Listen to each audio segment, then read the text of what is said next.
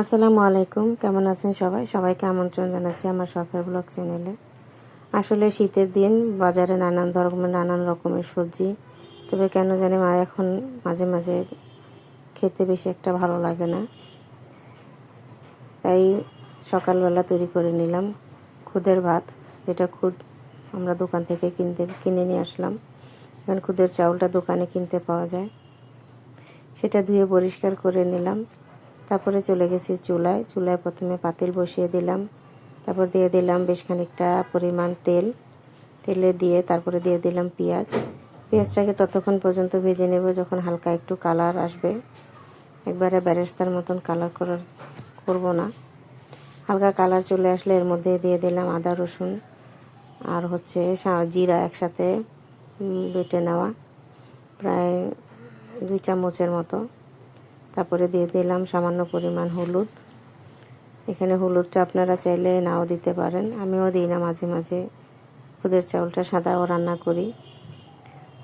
এখন এগুলোকে খানিকক্ষণ ভেজে নিলাম। আর ওই দিন আমার ঘরে ততটা সবজি ছিল না, থাকলে অবশ্য কিছু সবজিও এখানে কেটে দেওয়া যেত। আলু, গাজর, ফুলকপি এগুলো দিয়েও কিন্তু খুদের ভাতটা রান্না করা যায়।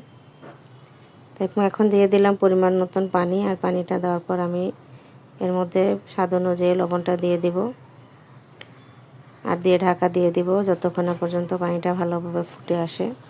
আর পানিটা হচ্ছে চাউলের দ্বিগুণ। পানিটা ভালোভাবে ফুটে আসলে দেখতে পাচ্ছেন এখানে আমার চালগুলো বেশ খানিকটা নরম নরম হয়ে গেছে, আর পানিটাও কিন্তু একবারে মাখা মাখা হয়ে গেছে। এই পর্যায়ে আমি চুলাটাকে একবারে মিডিয়াম থেকে লো করে দিব আর ঢাকা দিয়ে দিব। এখন কিছুক্ষণ পর আবার ঢাকা খুলে আমি এগুলোকে আবার একটু নেড়ে চেড়ে দিচ্ছি, উল্টিয়ে পাল্টিয়ে। চালগুলো প্রায় হয়ে আসছে, হালকা ভিজা ভেজা ভাব আছে, সেটাও চলে যাবে আর চালটা সম্পূর্ণরূপে সিদ্ধ হয়ে যাবে। এখন আবার আমি ঢাকা দিয়ে দেব প্রায় 5 থেকে 6 মিনিটের মতো। এখন ঢাকা খুললে এই যে দেখতে পাচ্ছেন আমার খুদের চালগুলো কি পরিমাণে ঝরঝরা হয়েছে। আর এই পর্যায়ে আমি এখন এগুলোকে নামিয়ে নেব। আর খুদের ভাতটা আপনারা কে কী দিয়ে খেতে পছন্দ করেন জানাবেন কমেন্টে।